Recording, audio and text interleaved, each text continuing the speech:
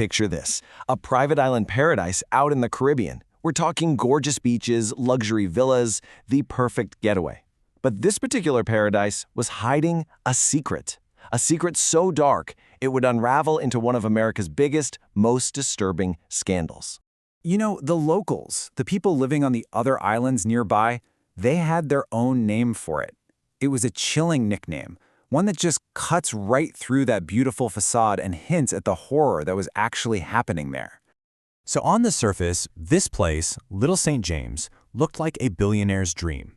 It was this huge 75-acre private escape. It had a main house that was basically a palace, guest villas, a couple of swimming pools, even its own private helipad. I mean, it seriously looked like heaven on earth. But that heaven was actually a prison. This one account really just captures the brutal reality for the young girls who were trapped there. A 15-year-old girl tried to swim for it to escape, but she was caught and her passport was taken away. When you're surrounded by miles of open ocean, there's no way out. So who's the man at the center of this dark paradise? Jeffrey Epstein. And his career path is, well, it's about as bizarre as his crimes. He starts out as a school math teacher and somehow becomes this multi-millionaire financial advisor who's hanging out with some of the most powerful people in the world.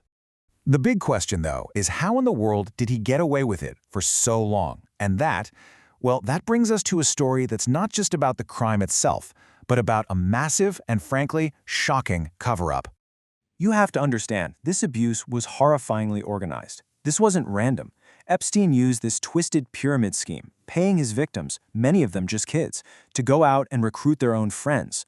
It created this sick, self-fueling machine of exploitation, turning victims into recruiters. So the first cracks in this whole empire start to show back in 2005, when a 14-year-old girl was brave enough to file a police report. A year later, the police have identified 35 victims. The FBI gets involved, they launch a huge investigation, and they build what should have been an open and shut case. But then, just when it looked like justice was coming, the whole thing just fell apart. So what happened? Well, it turns out the system didn't just fail, it was actively manipulated. And the guy right at the center of it all was Alexander Acosta, who was Miami's top federal attorney at the time. He secretly worked out a deal with Epstein's lawyers, a deal that gave Epstein and all of his potential co-conspirators total immunity from federal charges. And the worst part? They did it all behind the victims' backs, which was a huge controversy because it seemed to violate the Crime Victims' Rights Act. And what was the result of that secret deal? For running a trafficking ring with dozens of underage girls, with all that federal evidence stacked against him, Epstein got just 18 months. And it wasn't even in a real federal prison. Honestly, calling it jail is being generous. He was put in a private wing, and get this, he was allowed to leave for work release for 12 hours a day, 6 days a week. He basically just had to sleep there. He ended up being released 5 months early. It wasn't a punishment, it was more like a mild inconvenience. So for years, the story just went cold. The powerful guy got away with it, case closed.